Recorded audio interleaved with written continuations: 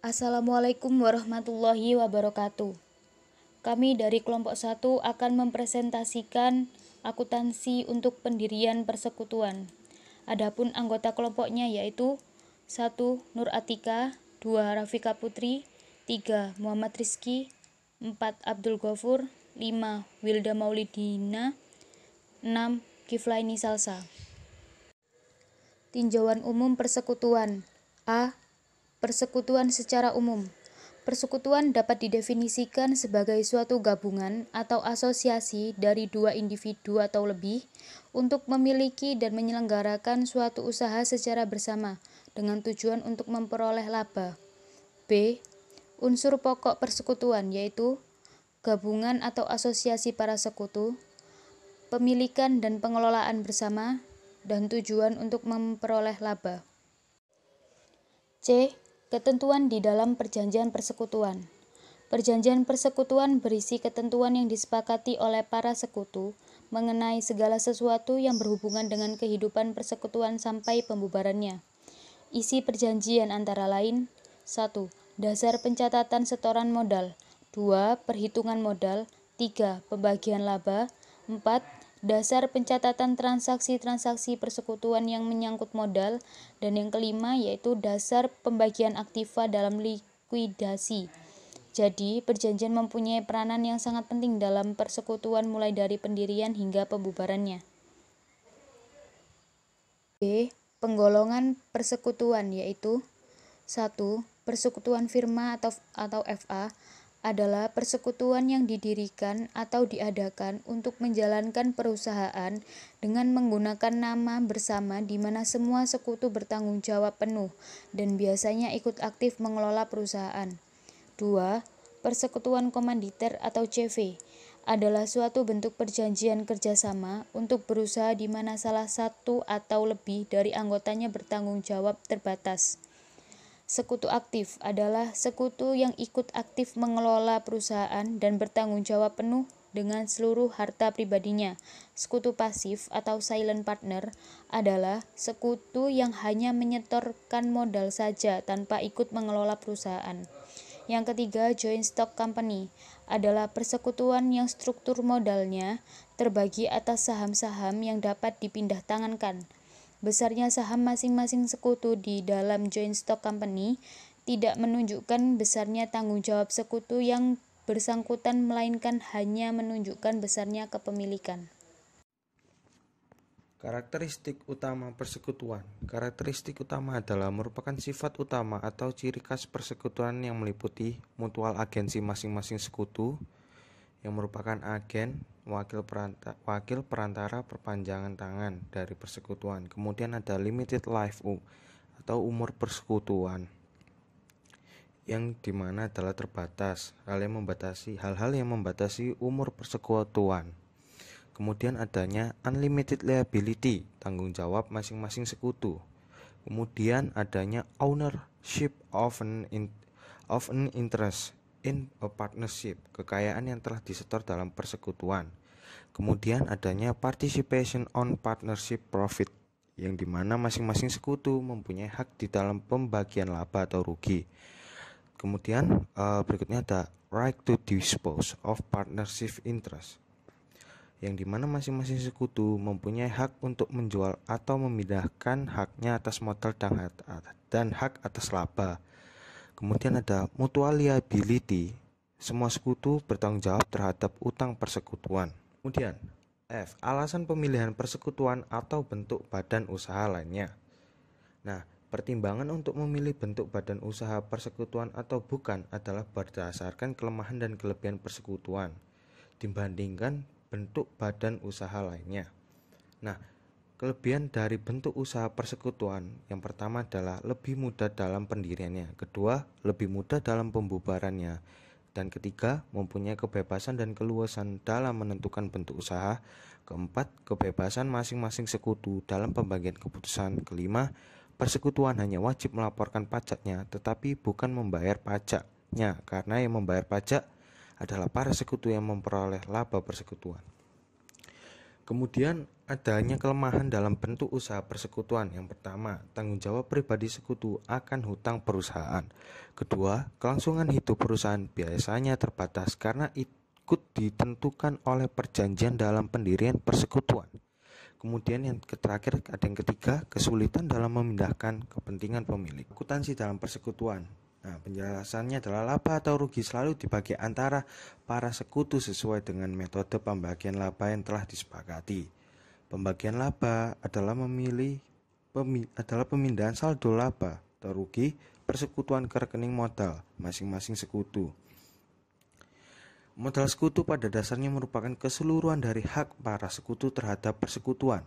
Pada umumnya, hubungan ekonomis antara persekutuan dan para sekutu ditampung di dalam 4 rekening, yaitu modal, prive, hutang, dan piutang kepada sekutu.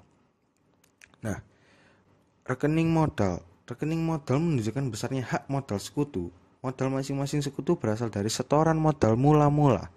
Selanjutnya akan bertambah dengan setoran tambahan modal dan pembagian laba, serta berkurang dengan pengambilan modal dan pembagian rugi. Rekening modal akan didebit apabila berkurang dan dikredit apabila bertambah. Contoh, aktiva dikurangi kas sekian dan aktiva non kas sekian. Kemudian modal sekutu A sekian dan modal sekutu B sekian. Nah, kemudian rekening prive. Rekening prive juga diselenggarakan untuk tiap-tiap sekutu. Rekening akan didebitkan apabila terjadi pengambilan harta persekutuan untuk sekutu. Sedangkan rekening akan dikreditkan dengan bagian laba. Nah, contoh modal di debit, prive di kredit. Pada akhir periode, saldo rekening prive ini akan dipindah ke rekening modal sekutu yang bersangkutan, yaitu ke sisi debit apabila rekening prive bersaldo debit, ke sisi kredit apabila rekening prive bersaldo kredit. Jadi setelah tutup buku, saldo rekening prive selalu nol. Kemudian rekening utang kepada sekutu. Rekening ini akan didebit apabila utang kepada sekutu berkurang dan dikredit apabila utang kepada sekutu bertambah. Contohnya kas terhadap utang sekutu. Kemudian rekening piutang kepada sekutu. Rekening ini didebit apabila piutang kepada sekutu bertambah dan dikredit apabila piutang kepada sekutu berkurang. Contoh, piutang masuk ke debit, kas masuk ke kredit, yaitu piutang terhadap kas. Kemudian piutang kepada pihak ketiga, yaitu piutang dagang masuk debit dan penjualan masuk kredit. Piutang dagang terhadap penjualan. Pembentukan persekutuan.